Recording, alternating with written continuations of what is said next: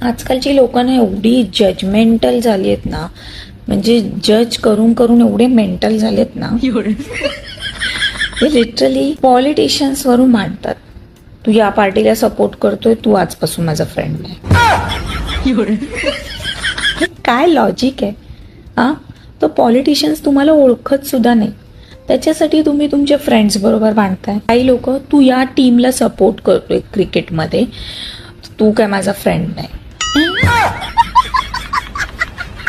Cricketer तिथे मस्तपैकी मोठ्या मोठ्या बेटिंगच्या कंपनीज आहेत, त्यांना प्रमोट करतायत आणि त्यांना त्याच्याशी काही लेणं देणं नाही, ते त्याचे फॅन आहेत. पण बाकी आपला मित्र त्या टीमला सपोर्ट नाही करत आहे म्हणून हा माझा मित्र नाही.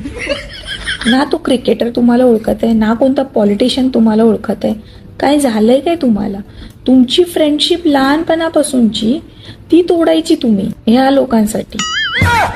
सिरियसली काय काय लोकांच्या ना डोक्यात वाळवी झाली आहे, सडत चाललेत लोक.